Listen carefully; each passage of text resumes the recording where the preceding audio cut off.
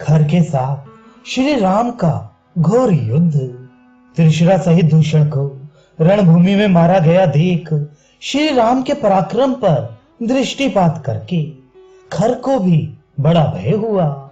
एकमात्र श्री राम ने महान बलशाली और असह्य राक्षस सेना का वध कर डाला, दूषण और त्रिशरा को भी मार गिराया तथा मेरी सेना के अधिकांश 14,000 प्रमुख वीरों को काल के गाल में भेज दिया।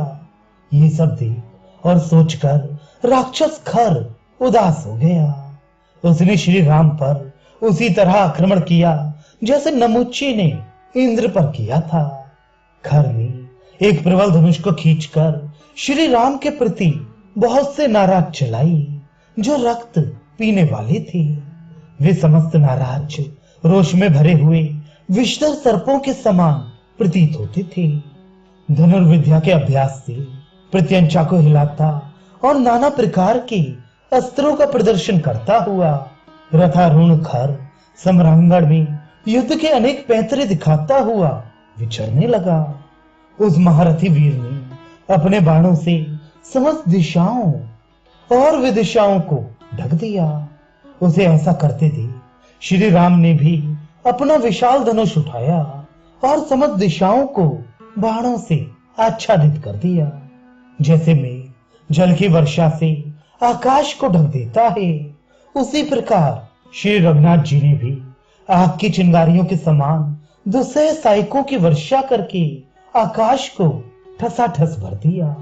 वहां थोड़ी सी भी जगह खाली न रहने दी। खर और श्री राम द्वारा छोड़े गए पहने बाणों से व्याप्त हो सब ओर फैला हुआ आकाश चारों ओर से बाणों द्वारा भर जाने के कारण अवकाश रहित हो गया। एक दूसरे के वध के लिए रोषपूर्वक जूझते हुए उन दोनों वीरों के बाण जाल से आच्छादित होकर सूर्यदेव प्रकाशित नहीं होते थे। तदनंतर खर ने रणभूमि में श्री राम पर नालीक, नाराज और तीखे अग्रभाग वाले विकर्णी नामक बाणों द्वारा प्रहार किया, मानो किसी महान गजराज को अंकुशों द्वारा मारा गया हो। उस समय हाथ में धनुष लेकर रथ में स्थिरता पूर्वक बैठे हुए राक्षस खर को समस्त प्राणियों ने पाशधारी यमराज के समान देखा। उस बेला में समस्त सेनाओं का वध करने वाले तथा पुरुषार्थ पर डटे हुए महान बलशाली श्री राम को खर ने थका हुआ समझा। यद्यपि वह सिंह के समान चलता और सिंह के ही तुल्य पराक्रम प्रकट करता था, तो भी उस खर को देखकर श्री राम उसी तरह उद्विग्न नहीं होते थे जैसे छोटे से मृग को देखकर सिंह भयभीत नहीं होता है। तत्पश्चात जैसे पतंगा आग के पास जाता है, उसी प्रकार खर अपने सूर्य तुल्य तेजस्वी विशाल रथ के द्वारा श्री रामचंद्र जी के पास गया।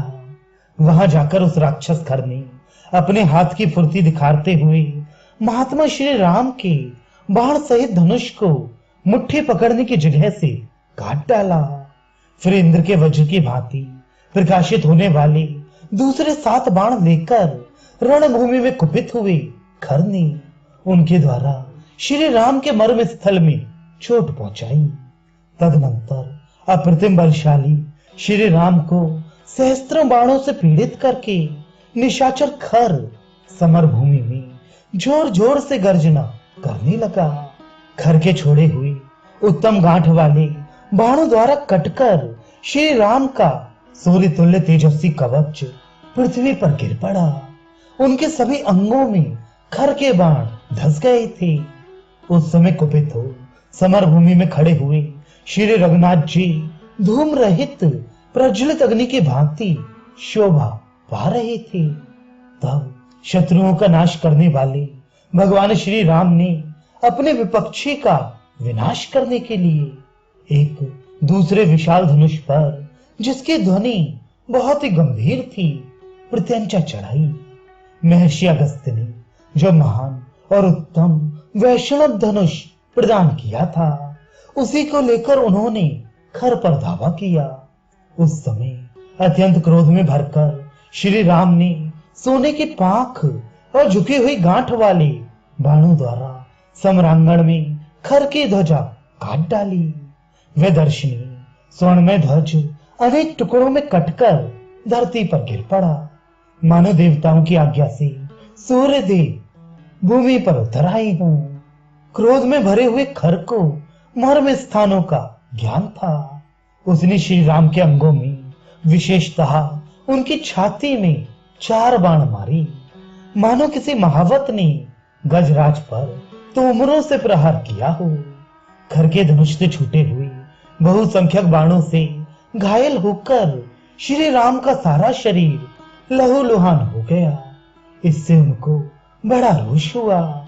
धनुर्धरों में श्रेष्ठ महाधनुर्धर श्री राम ने युद्ध स्थल में पूर्वोक्त श्रेष्ठ धनुष को हाथ में लेकर लक्ष्य निश्चित करके खर को 6 बाण मारी। उन्होंने एक बाण उसके मस्तक में, 2 से उसकी भुजाओं में और 3 अर्धचंद्राकार बाणों से उसकी छाती में गहरी चोट पहुंचाई। तत्पश्चात महातेजस्वी श्री रामचंद्र जी ने कुपित होकर उस राक्षस को शान पर तेज किए हुए और सूर्य के समान चमकने वाली 13 बाण मारी। एक बाण से तो उसके रथ का जुआ काट दिया। 4 बाणों से चारों चितकबरे घोड़े मार डाले और छठे बाण से युद्ध स्थल में खर के सारथी का मस्तक काट गिराया। तत्पश्चात 3 बाणों से त्रिवेणु और 2 से रथ के धुरे को खंडित करके महान शक्तिशाली और बलवान श्री राम ने 12वें बाण से खर के बाण सहित धनुष के 2 टुकड़े कर दिए। इसके बाद इंद्र के समान तेजस्वी श्री राघवेंद्र ने हंसते हंसते वज्र तुल्य 13वें बाण के द्वारा सम्रांगण में खर को घायल कर दिया। धनुष के खंडित होने, रथ के टूटने, घोड़ों के मारे जाने और सारथी के भी नष्ट हो जाने पर खर उस समय हाथ में गदा ले रथ से कूदकर धरती पर खड़ा हो गया। उस अवसर पर विमान पर बैठे हुए देवता और महर्षि हर्ष से उत्फुल्ल हो परस्पर मिलकर हाथ जोड़ महारथी श्री राम के उस कर्म की भूर भूर प्रशंसा करने लगे।